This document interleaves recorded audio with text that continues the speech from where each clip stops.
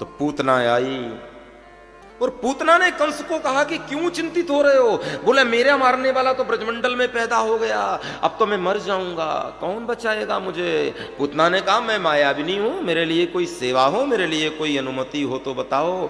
तो कंस ने कहा पूतना एक काम करो। बोले क्या? बोले पूरे ब्रजमंडल में 3 दिन से लेकर 6 महीने तक के जितने बालक हों सबको मार के आ जाओ। और ध्यान से समझोगे तो बात समझ में आएगी।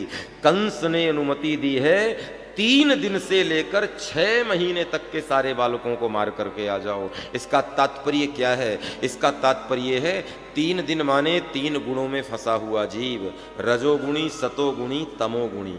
और 6 महीने का मतलब है 6 विकारों में फंसा हुआ जीव।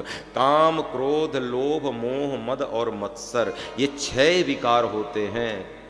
और पूतना है अविद्या। और मानो सुखदेव जी कहते हैं अविद्या रूपी पूतना इन 2 जीवों को मारती है।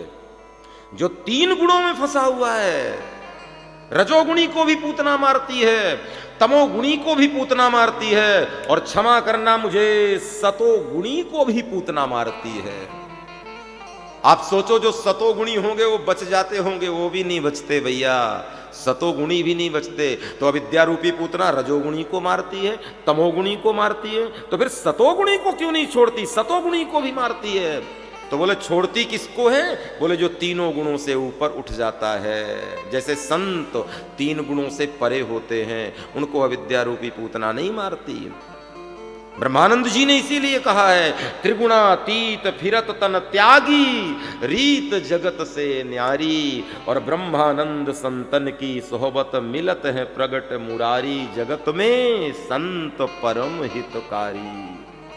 संत त्रिगुणातीत होते हैं, न रजोगुण में बंधे दिखाई होते हैं, न सतोगुण में बंधे होते हैं, न तमोगुण में बंधे होते हैं। तीनों गुणों से ऊपर उनकी यात्रा होती है, इसलिए अविद्या रूपी पूतना उन्हें मारती नहीं। हम लोग सब यहाँ 3 गुणों में फंसे हुए हैं। कोई रजोगुणी है, कोई तमोगुणी है, और कोई सतोगुणी है। तो ये बात और है कि रजोगुणी को ज्यादा मारती है, तमोगुणी को और ज्यादा मारती है, सतोगुणी को पूतना थोड़ा कम मारती है, लेकिन छोड़ती उसको भी नहीं। यदि पूतना रूपी अविद्या से बचना है तो तीनों गुणों से ऊपर जो उठ जाए।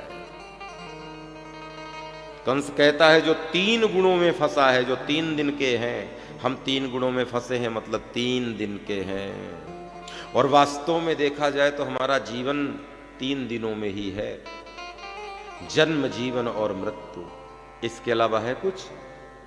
हमारे पास क्या है? जन्म है, जीवन है और मृत्यु है।